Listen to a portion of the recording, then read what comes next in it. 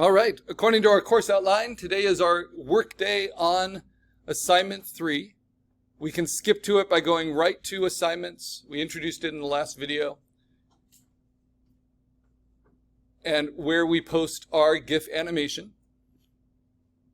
We're 3 points, but we get a couple work days on it, this class and next class, before it's due. And we talked about recognizing transformations. So, just to review, looking at these, a transformation means you have a change of state beginning, middle to end. So this one here, that's a transformation because that color change has a beginning, middle, and end. The eye opening and closing is not a transformation, that's just a reveal because it has a beginning and an end. It doesn't have any middle state. The trash can on fire, even though the trash can's pivoting and the fire's wobbling, that is not a transformation, right? It's just a movement.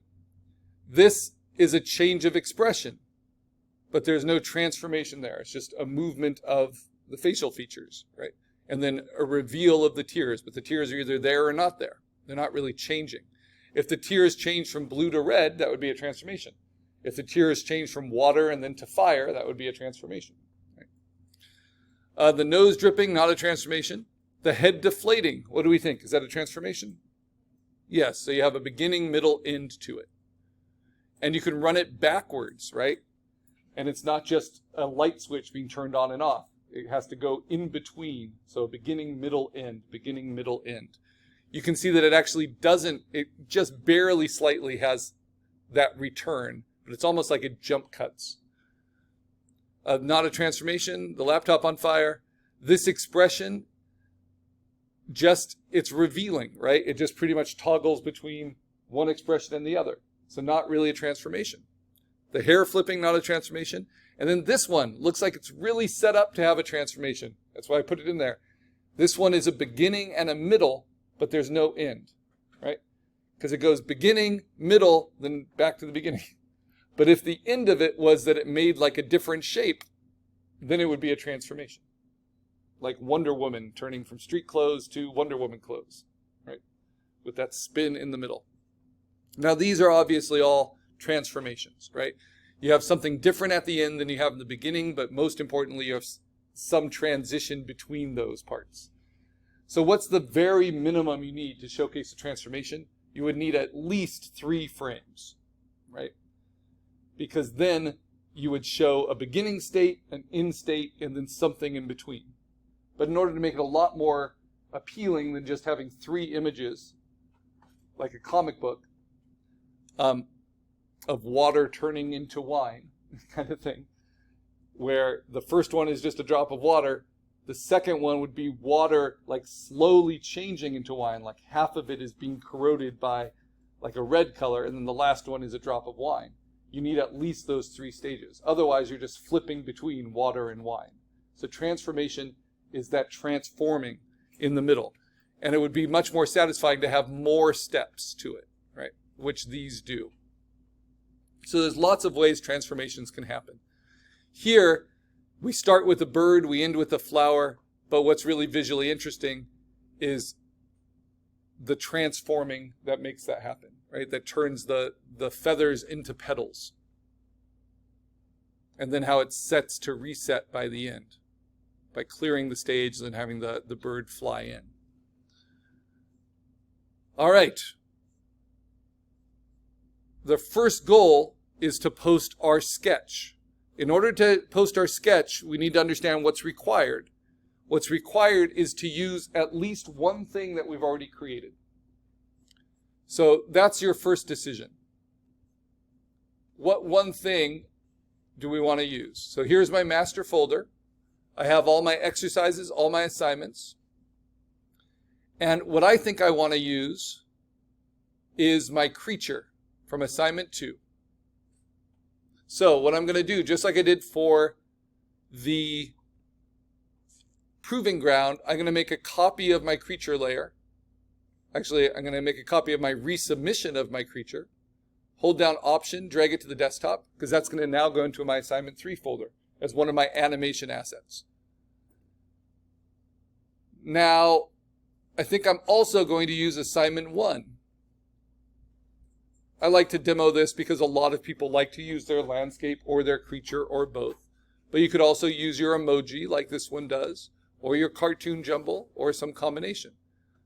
So what I'm going to do is take my resubmission, there it is, of assignment 1, not as a JPEG, but as a PSD, just like I did for Proving Ground 1, and bring it out here. Could I just use the Proving Ground 1? Yeah, maybe. But it's for a different project. So I'm going to be able to make different decisions this way. And now I'm going to move these into assignment 3. Okay. And then you'll notice I did some research already. I thought it would be really fun, because this is kind of a cartoonish background, to make it like a character coming out of an egg. Like kind of a silly egg transformation from egg to creature, right? And then what's the transformation? Well, the egg's going to crack and break open, right? And reveal something that pops out of it. And I think I'm going to do a little magic trick transformation there. So these are what you call animation assets. So I also have this little character animation that I just got from Pixabay and then modified to look a little bit more like me. And I think I want to use him as an asset too. So you can composite lots of things together. So I'm just going to save this as a PNG.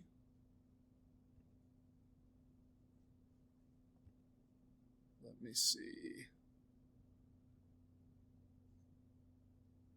Oh, I have to, because it's from a vector, I have to change its mode from CMYK. We'll learn more about this later, to RGB before I can save it as a PNG. But I save it as a copy, just like I did with my creature, and save this as a PNG. So you can have multiple characters for your animation, or multiple things that you transform, or multiple things that you show the transformation through, or you might just have a transformation of setting. Okay, where did that save to? There it is. So these all become what are called animation assets. I also got an image of an egg breaking open, right? I just got that from Pixabay. I can modify that and use that. And I found an animation online of an egg rolling, right?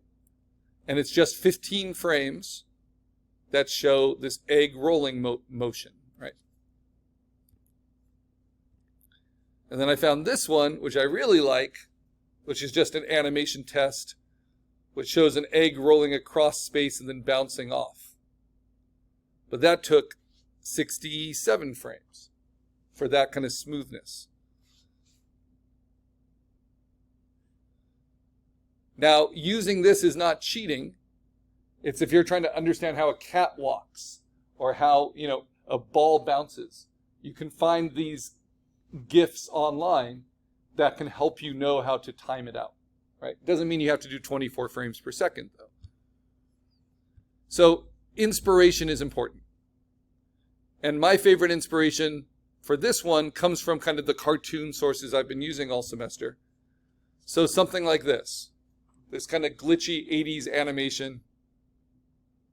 That's the kind of effect we can get with a GIF. It's not super smooth. In fact, there's only about 12 drawings for that whole thing, but they're used in a smart way to show that movement. Is it a transformation? Not yet.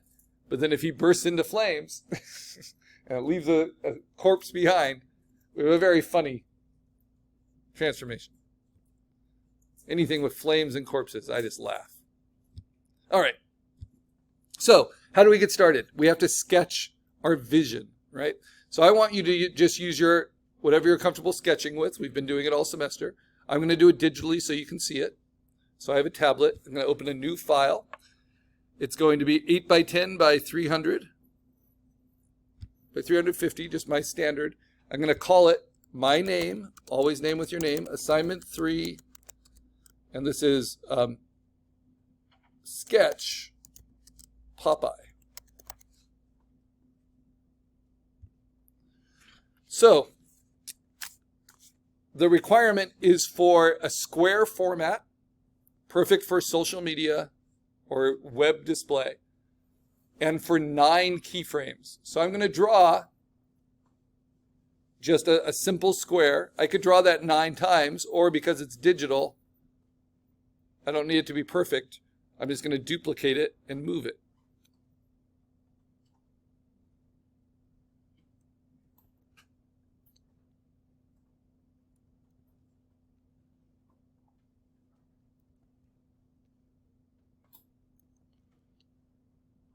And mine are like slightly italicized frames, but that's fine.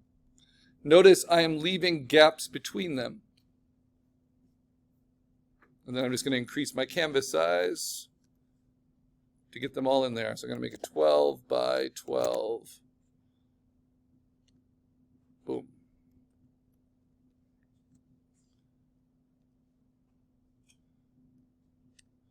Okay, so this is going to be my plan.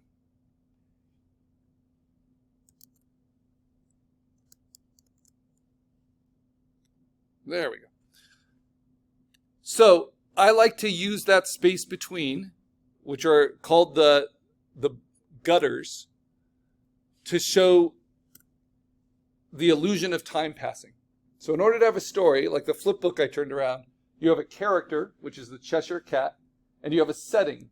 The setting is the tree. So we know that the Cheshire Cat is outside on a tree limb. So what is the action? Well, the action is that the Cheshire Cat disappears. But to make it fun, they make it a transformation into disappearing, right? So it slowly goes between a middle state. So same thing, if I were to do the Cheshire Cat as a rough storyboard, I would first I would introduce the character. Well, first I'd establish the scene. So EST, so I got to flatten this first.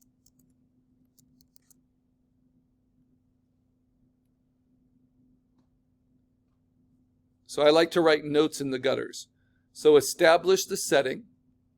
So what is that? It's a tree limb.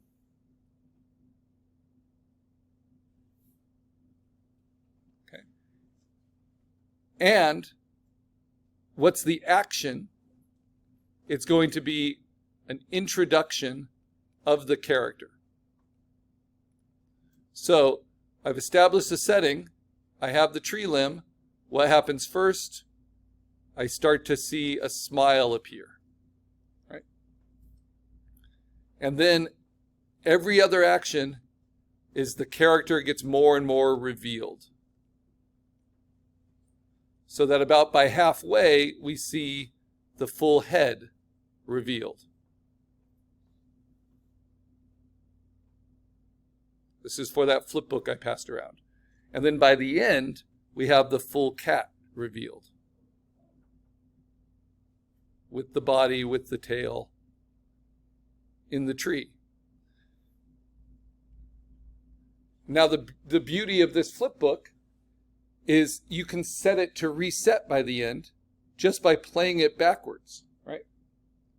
Because the cat's revealed here, and then you play it backwards and the cat disappears again.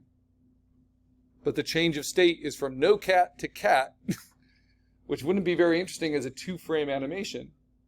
So you need to take it through where we're seeing this disappearance happen and then the reappearance happen.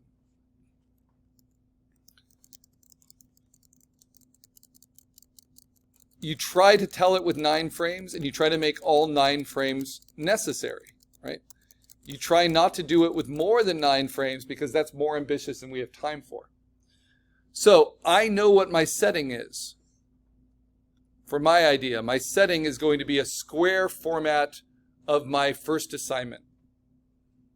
So let me open up my assignment 1, my resubmission, and now let's make it work for my idea, which is to have my creature pop out of an egg. So one thing, I want to have a place for my egg to roll, so I don't want this in there anymore. Right? I'm setting my scene. But this works pretty well. And then I can't have it be